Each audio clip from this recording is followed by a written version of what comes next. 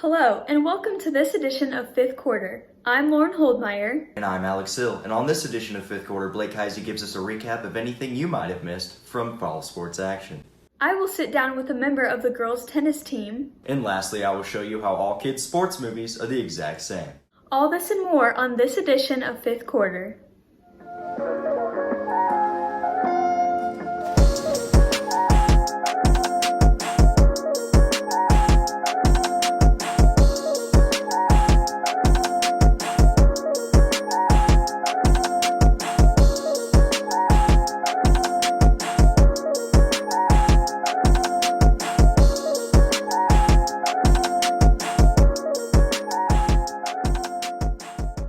Unfortunately, due to COVID-19, a lot of people haven't been able to attend fall sports, but thankfully in this segment, Blake Heisey fills us in on anything you may have missed. High school sports have looked different this year, but Tiger sports have still been playing with tradition, pride, and excellence. Let's take a look at how some of the teams have been doing so far. The men's soccer team dropped their first game of the season to Lee Summit West, but bounced back with big wins over Rockhurst, Lee Summit North, and more to sit at 4-1 currently. The softball team has put together some impressive wins so far this season with big wins over Raytown and Harrisonville, but currently sit at 4-9 as they've had a tough stretch of games recently. Volleyball lost star sophomore Ashlyn Bellamy for a few games because of COVID-19 and currently sits at 3-2 after winning at Green Valley in their most recent game. Bellamy has returned to the lineup as the Tiger volleyball team looks to really take off mid-season. Girls tennis currently sits at 2-3 as they put together an impressive 9-0 win at North Kansas City in their most recent match. Boys and girls cross country looks a little bit different this year as they've been competing against less competition due to COVID-19. The boys have done well as runners like Hayden and Josh Odell have earned many medals throughout the season. The girls have been improving all year as they showed in the Lee Summit North meet as 17 of 18 finishers finished with lifetime best times. The boys swim and dive team has been thriving so far, as in their most recent meet, they finished 7th of 20 teams in the NKC Invitational. Swimmers like Scott Franciscato, Blaze Johnson, Cooper Frankie, and more have done well this season, putting up fast times every single meet. And finally, Tiger football is 2-2 so far, as they opened up the season with a come-from-behind win at Oak Park, then beat St. Joe Central at home last week, 22-8. Even though you can't catch games in person this year, you can still watch live streams on our YouTube channel, TBTV8 Sports. For more information, follow our Twitter at TBTV8 Sports. Signing out for Tiger Broadcast, I'm Blake Heisey. Reporter Colton Yonker shows us how one softball player stays strong despite tough injuries. Senior softball player Danny Lyles knows just a thing or two about being an effective teammate. I feel like the team responds to me very well. I feel like I really know how to balance work and having fun at the same time, and I feel like I just know how to make things better. Unfortunately, what hasn't been better is how her body has responded to how much she has been playing. I got hurt in early March of this year. I strained my rotator cuff, and then also a couple years ago I strained my UCL, and they think I have some lasting nerve damage in there from that injury. Injuries may have kept her from playing the game, but they have not kept her from being a student. I've decided not to play softball in college because I want to go to college and enjoy school and not have the pressure of being a student athlete at college and just really enjoy my college experience. Reporting for Fifth Quarter, this is Colton Yonker. Lauren Holdmeyer sits down with a girls tennis player in this edition of Player Spotlight. Hey everyone, today I'm joined by tennis player Hannah Kicklighter, who's here all the way from Sweden to play with us this year. Hannah's going to tell us a little bit about what it's like to be a part of the girls tennis team here at LSHS. So Hannah, how did you first become interested in tennis? Because I'm an exchange student, I really wanted to meet new people and make friends through a sport. So I tried out for volleyball, but I didn't make it. So when I made it to the tennis team, I took the opportunity and started playing. And what would you say is your favorite part about being on the tennis team? I really like, because right now it's online school, I feel like it's really boring just being home, and through tennis I can meet people and make friends through playing and through practices and tournaments. So I just feel it's an opportunity for me to make friends and work out and have fun. Awesome.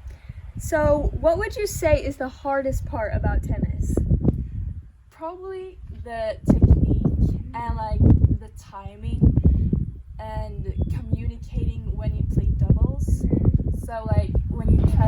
ball, like if you have like the right angle, the right amount of power, and yeah, it's really hard, but it's fun. Totally. How has tennis helped you connect with more people? I have met and made new friends, which is really fun for me.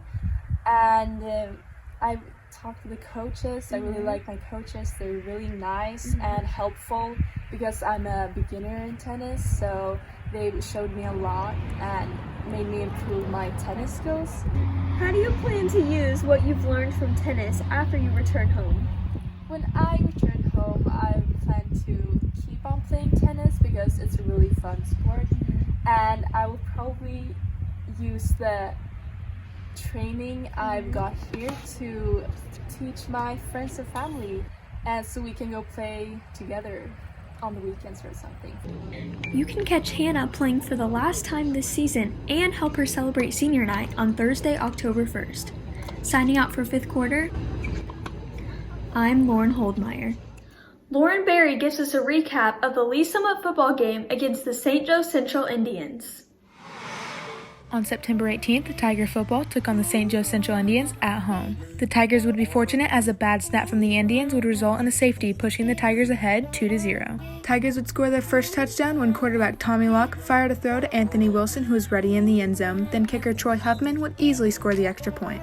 Huffman would again put the ball through the uprights, allowing the Tigers to lead by 12 going into halftime. In the third quarter, Tommy Locke would make a quick pass to Max Weisner, who would make his way to the end zone. The extra point would once again be good for the Tigers, making the score 19-0. However, the Indians would get tired of having a zero and force a safety on quarterback Tommy Locke, giving the Indians 2 points. The Tigers won't be able to find the end zone again, but kicker Troy Huffman would split the uprights, putting the Tigers up by 20. With 1 minute remaining, Indians quarterback Stone Wetlaufer would find Asher Katakis, who was waiting in the end zone for the catch. Indians would go for the 2-point conversion, but Tiger defender Kyle Girding would catch the ball and allow the Tigers to win 22-8. Signing out for fifth quarter, I'm Lauren Berry. It's been a strange and confusing year for Major League Baseball. Thankfully, in this segment, reporter Luke Rule fills us in about how the MLB playoffs will work. This shortened baseball season has been one to remember. It's come with things we expected, like the Dodgers being the best team in baseball after acquiring Mookie Betts. It's a fly ball to center field. It sends Varsho back. He's at the wall, and it's tied! Or Jacob deGrom continuing his dominance and making a push for his third straight Cy Young Award. Break. Got struck. But this season has also brought us the unexpected.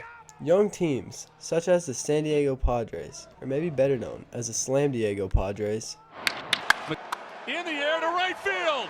Towards the corner. It's back. It's gone. Welcome to Slam Diego.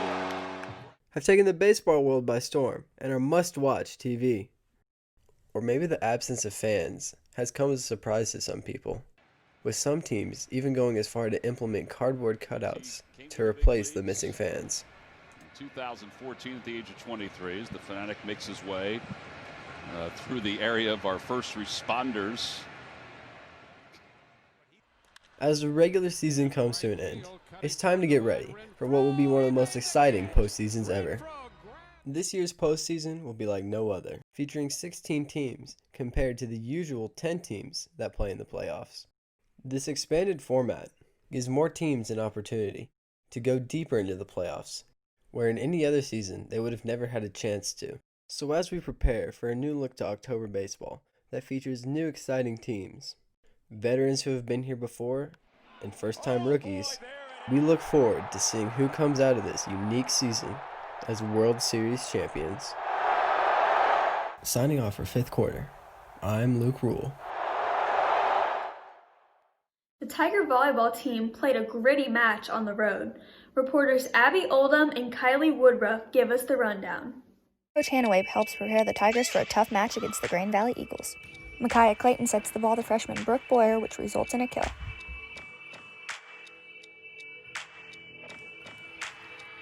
The Eagles tip the ball in a hole on the court, making it difficult to get the ball up, but after a shank, Micaiah Clayton leaps on the floor and gets the ball back in play. Senior Morgan Saunders starts the second set with a bullet serve. The ball is tight on the net, but sophomore Micaiah Clayton setters dump it onto the Eagles' court. The Eagles call a timeout to try and ice the server senior Kendall Boone. The Eagles are doing well on defense, but Kendall Boone and junior Grace Iverson intimidate the hitter by going up for a block, resulting in the ball flying out of bounds. This will be another win for the Tigers, the final score being 25-16. Signing out for Tiger Broadcast, this is Kylie Woodruff. Jordan Wood explains how the NBA bubble has affected professional basketball. The dance between teams in the long-anticipated 2020 playoffs is well underway and finally coming to a close. We've seen it all from new emerging superstars such as Jamal Murray, who has led the Nuggets to back-to-back series wins, despite being down 3-1 to both the Jazz and the Clippers. You wonder, can he keep going at this pace as he answers? We've seen some surprises as far as the East goes as well, seeing the Miami Heat sort of storm by any team that they've played, including the best in the East, Milwaukee Bucks. The Milwaukee Bucks lose. The best team in the NBA is gone. As far as what was pretty predictable, we've got the Los Angeles Lakers in the Western Conference Finals. Here's a quick recap of how their playoffs have looked so far.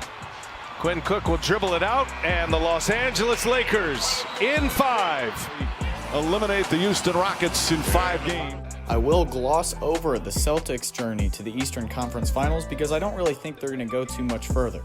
So instead, we'll jump to a look at the NBA Finals in terms of my predictions. I think the Lakers will come out on top over the Heat. I think LeBron is too big, too fast, too strong, and he's going to beat his old team when it comes to the final stage. Again, LeBron James, back-to-back possession. Signing out for fifth quarter, I'm Jordan Wood. Kyle Girding helps out fantasy owners with his own somewhat expert advice. Today is Tuesday, September 22nd, and this past weekend in football was a terrible one for fantasy football owners. You know why? Because literally everyone has been injured. Saquon Barkley tore his ACL, out for the year. Christian McCaffrey, the #1 pick in a lot of leagues, an ankle sprain, will be out 4 to 6 weeks. Michael Thomas has been out a couple games. Raheem Mostert, that whole entire San Francisco 49ers team, Jimmy Garoppolo, George Kittle, all out. Devontae Adams is injured, and Paris Campbell is out. So those are a lot of really good skill players that need to be replaced on your teams. And I'm here to tell you, I'm here for you, and I can tell you the best players to pick up on your waiver wire to replace those big-time players that have been injured. The best running back to replace any of your injured running backs this week is Mike Davis. Mike Davis will be Christian McCaffrey's backup, and he's going to be starting for the next 4 to 6 weeks. In the last game against Tampa Bay, he got a lot of receptions out of the backfield, which racked up a decent amount of points for him in 15.5. So that could be a solid replacement for you if he keeps that up. Next is Corey Davis. Corey Davis is with the Tennessee Titans, and A.J. Brown has been injured, and he could be missing a lot of targets, a lot of games, and so Corey Davis will be getting some more of those looks, and he's already averaging around 15 points a game, so that could be a good replacement for you for any of those wide receivers that's been injured for you. Next is a rookie in Lavish Shenault Jr. He's already averaging 10 points a game. I believe Lavish Shenault could be getting some more targets out there. He's more of like a flex for the Jaguars. He runs a lot too. They use him in the rushing game, so there's 2 different opportunities for him to get points. That's about all I have for you today. I wish you luck in this next week and throughout the rest of the season. Our very own A150 advisor, Mrs. McDonald, gives us the recap about how the boys' swim meet went against the Warrensburg Tigers and the Platte County Pirates. The Lee Summit High School varsity boys swim and dive team competed Wednesday, September 23rd against Platte County and Warrensburg High School. The Tigers got off to a positive start, taking second in the boys' 200-yard medley relay. Quinn Morris, Ian Fisher, Hudson Wilburn, and Patch Ellerman finished with a time of 1:54.74. Lone senior Hudson Wilburn showcased his experience in the 100-yard butterfly, taking first with a 1-minute flat time. Junior Quentin Nofziger also took first place in the 200-yard freestyle in 2:01.39, and he also took first in the 100-yard freestyle with a time of 52.65. Overall, the Tigers swam their way to success, placing first in 8 out of the 12 events, including first in the boys' 400-yard freestyle relay, which consisted of Quentin Nofziger, Quinn Morris, Blaze Johnson, and Elijah Peru. The boys are swimming today at the Gladstone Invitational and will be back at the LSR 7 Aquatic Center October 6th. Reporting for fifth quarter, This is Elena Donald. The boys' soccer team has been excellent this season. Torrin Podschwick gives us the great game against the Park Hill South Panthers. As the Lee Summit Tigers warm up for their home game against Park Hill South, we expected to see some strong defense and offense from both of the teams. When the Lee Summit Tigers take the field, they come out strong in the first minutes of the game. Captain Hunter McGuire has a great shot on goal, but he hits the crossbar. Cam Hahn battles for the ball, but Park Hill South proves to us that they have a powerful defense. Sam Brissett races to the ball, but it bounces off of him, and Hunter McGuire sees the opportunity. He beats the defender and shoots and scores for the Lee Summit Tigers, putting them up 1-0. During the whole game, both the Tigers and Park Hill South had been showing to us that they have some strong defense. Park Hill South shoots but misses, and with that sends the boys into halftime. With 5 minutes remaining in halftime, the boys come out ready and eager to win this game. Sam Brissett fights for the ball, he gains possession, and takes it down the field looking for an open teammate. When he can't find one, he takes the shot and scores for the Lee Summit Tigers, making that 2-0 with their third win in a row. Many people love feel-good underdog kids sports movies, but have you ever noticed how all of them are very similar? I answer that question. Over quarantine, I've had a lot of time to watch a lot of films, and while seeing this is the fifth quarter show and all, I figured some sports films would be a great genre to browse. Specifically, I mean sports films I put under the category of kids underdog sports movies. There's one for each of the major 5 sports in America. For football, there's Little Giants, baseball has Bad News Bears, basketball has Rebound, and for hockey has the great Mighty Ducks, and for soccer, Kicking and Screaming. Now, I chose these movies, there's a lot more, but these gross the highest at the box office. My main point of all this segment is all kids' sports movies are the exact same. Hear me out. You have a down-on-its-luck team who is awful and can't do anything right.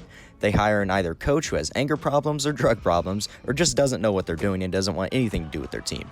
They start their season off playing the defending champions. They stink for a few more games until their coach finds a really good player, or ringers, to help win games.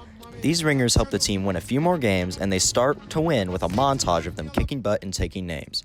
Then, towards the end, there's always a fallout between either the coach or fellow teammates that ends up breaking them apart. And the team must figure out a way to win without these key components in the championship and realize they were good all along. And who are they always playing in the championship? That's right, the defending champs, who of course they got stomped on in the first game. They eventually get the ringer or the coach back, and they band together to win the championship at the end. And the coach loves the team with all of their heart. In 4 out of these 5 films, the team wins the championship. Now, am I saying these films are bad? No. These are fun and innocent films, but just a funny observation I had. Signing out for 5th quarter. You're supposed to back me up and go get me juice boxes when I tell you. Now go get me a juice box. You know who you're talking to. I'm talking to the juice box guy. You're crazy. I'm Alex Hill. Thank you for tuning in to this edition of 5th Quarter. For packages and more, go to www.tigerbroadcast.com. Or follow us on Twitter at TBTV8Tigers. Once again, I'm Lauren Holdmeyer. And I'm Alex Hill. See you next time. Tiger sports have still been playing with tradition, pride, and excellence. To me, very